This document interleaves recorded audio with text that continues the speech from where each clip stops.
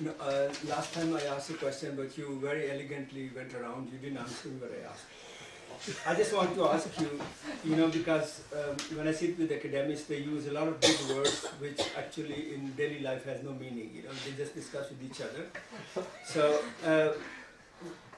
when we talk about, and I have seen that also in the media, the politicians say this, when they talk about Western society, they always add a word modern with that.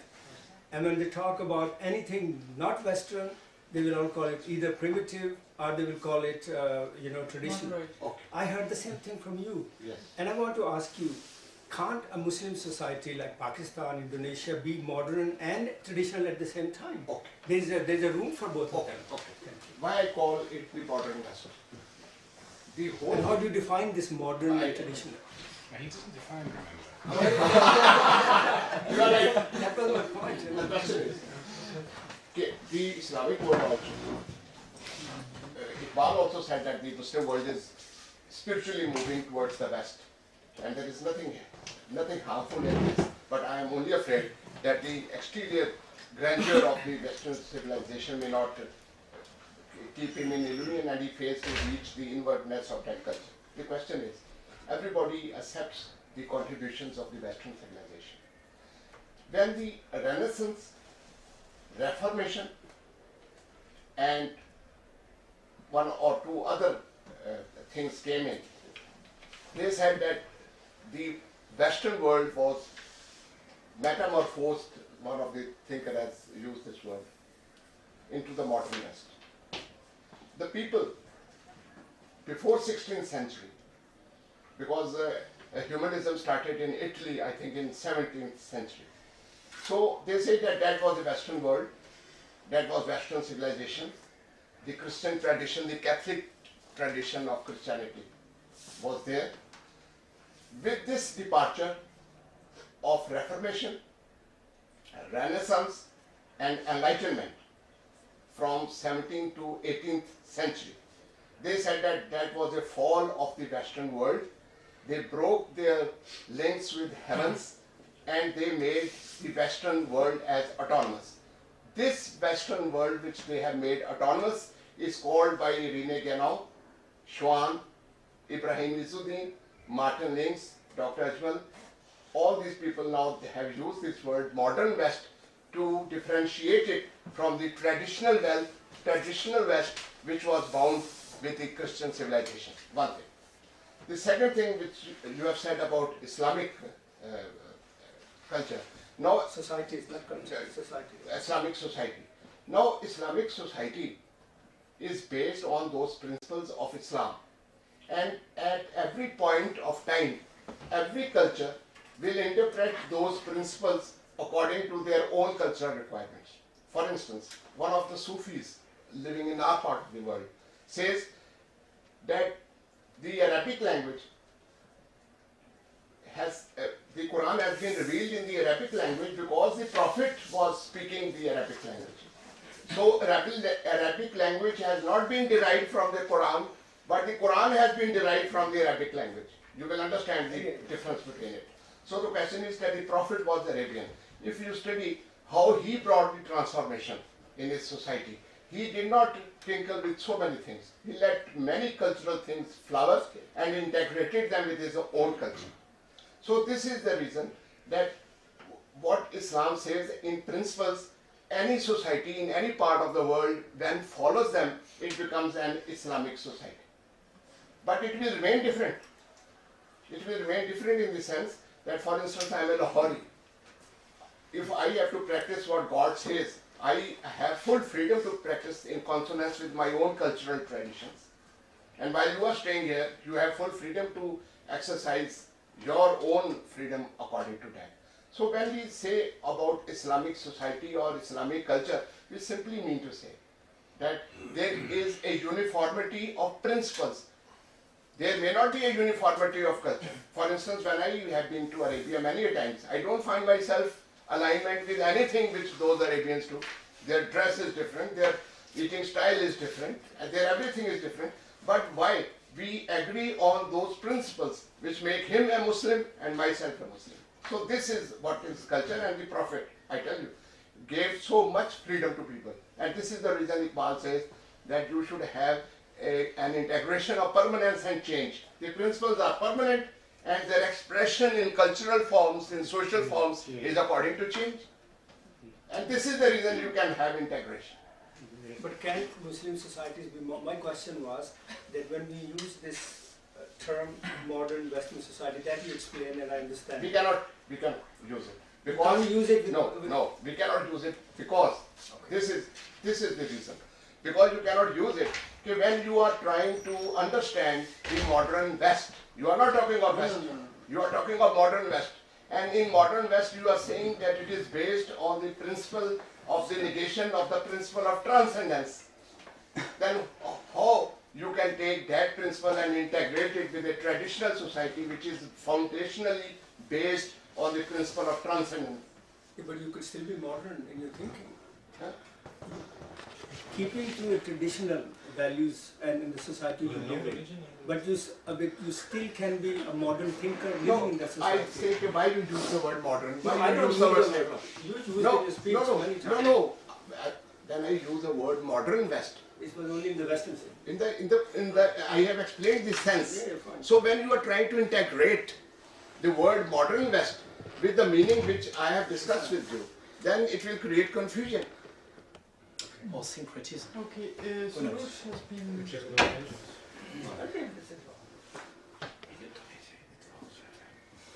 It does actually all fall back on definition. Right, yes. And that actually very conveniently brings me to a question that I wanted to ask previously. I'll touch back to the previous discussion that happened on Islamist. So, for me, as a person, if I have to use my democratic opinion somewhere, it will be informed by the Islamic principles if I believe in that. And so for me as a person, being democratic or being Islamist or being secular will eventually mean the same thing. But the thing is, when we use such terms, so when you use modern in the terms of modernism and modernity, and when you used modernism as probably the progressive nature and industrialization and scientific and technological advancement, my question is that very fundamental, which disturbs me very much, is how do we see the disconnect between the academicians and scholars who use particular terms to mean particular things, which you also raised, that do not mean anything for the common person, even if we are dealing with the complexities of a very grand problem at a very high level of abstraction, and we have to go into those kind of terminologies.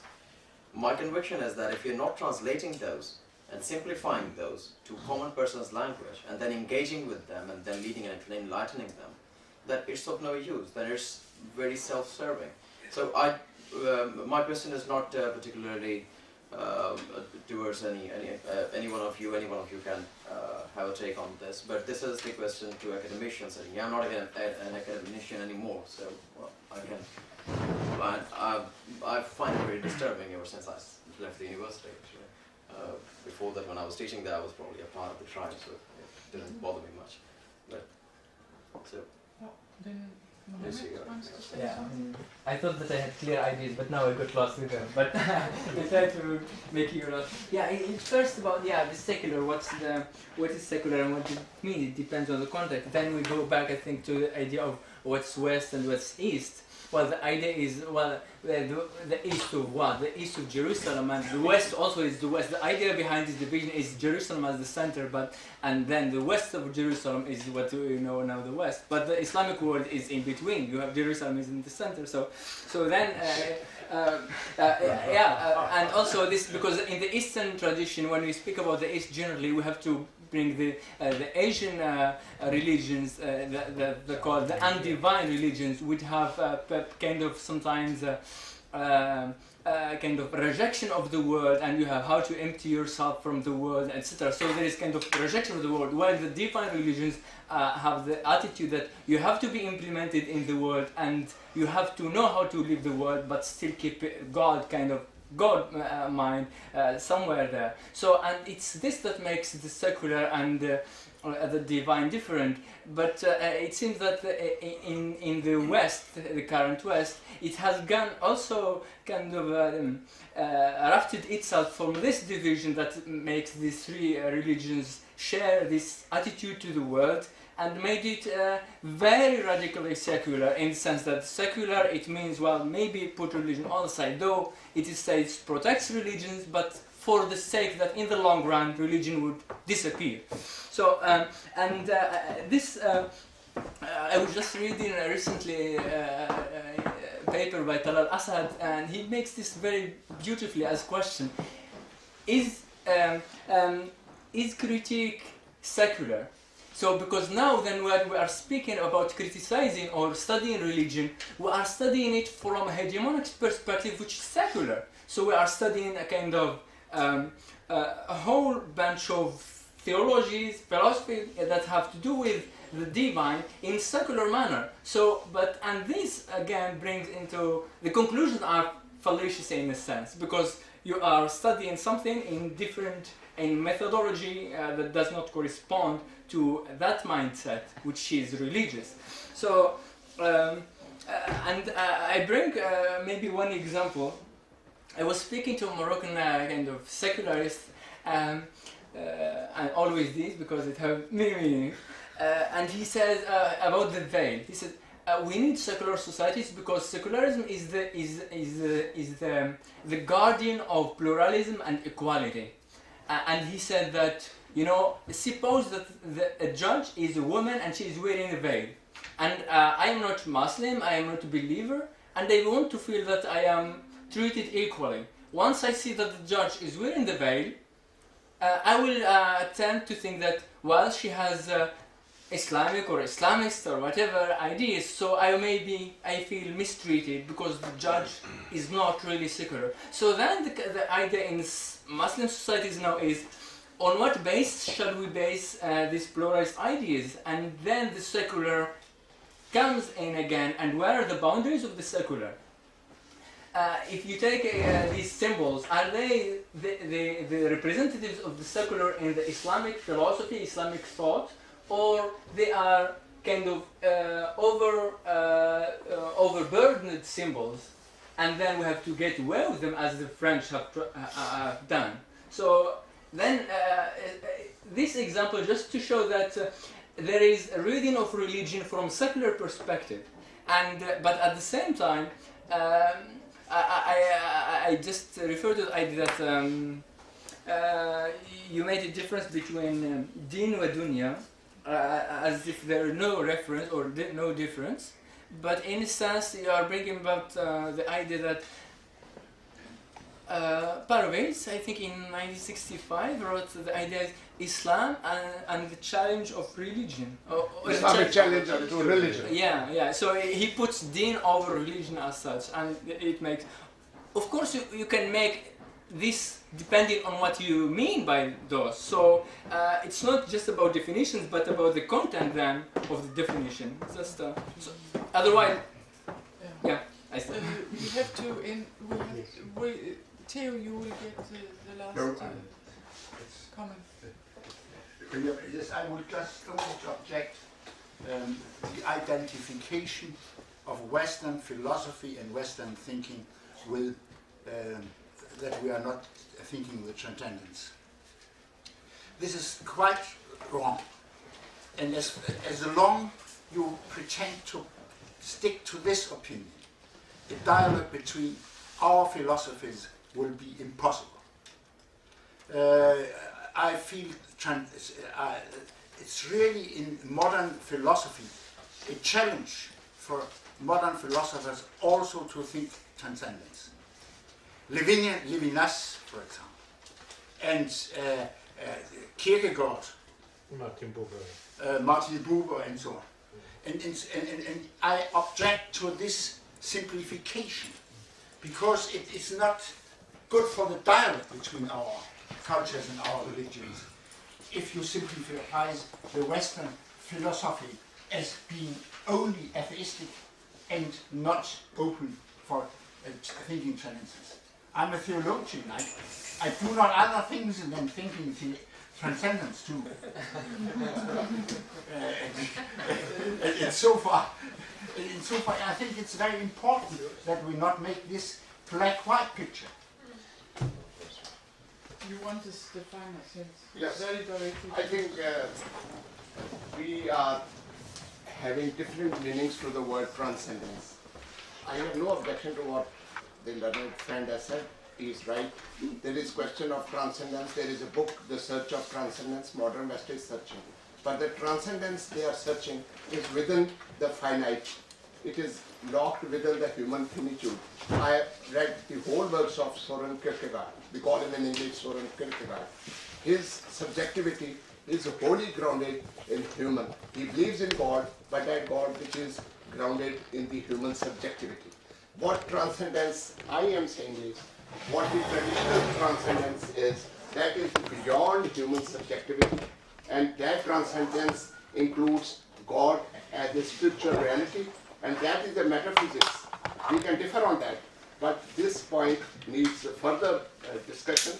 But from the traditional point of view, transcendence does not mean that what the Western understands. Okay, thank you very much. I will not make any further conclusions. Sasha has done it as very nicely. We have been going around much in the world and touched many different questions from different angles, and we have realized that we use concepts, we define or not define concepts in different ways. And still we have got something interesting and inspiring out of it. So I think it has been a very good day. I have learned a lot. I want to say that our center will publish the papers, because I can see you have written out papers, most of you have. Yes. Maybe it was not the same. No, it's okay.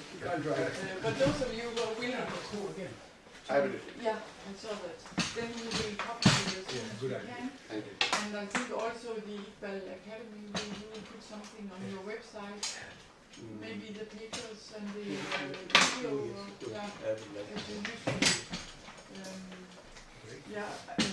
I think you would like to.